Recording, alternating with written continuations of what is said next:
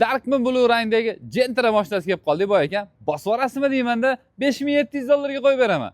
Bu mashinamiz ma'lumot o'rnida aytib o'tamiz, 2013-yilda ishlab chiqarilgan Lacetti bo'ladi. 1.6 motor, 1.6 korobka. Yurgan masofasi 277 ming. Akalarimiz 2016-yilda kuzov bosishgan ekan bu mashinaga. 1 oy oldin polniy Darkman svetga bo'yab qo'yishgan ekan. Kraskasi yaxshi chiqqan ekan mashinani. Salon holatini ko'rib chiqamiz. Captiva diska balonlar taqib qo'yilgan ekan. 3-pokoleniya metan gazi bor ekan. Mashinamizda Mers sideniya, Mers barli, CC monitorlar, Magicar pultlar uстановka qilib qo'yilgan. Hop, orqa sideniyalarni ko'ramiz mana. Mers sideniyalar qo'yib qo'yilgan.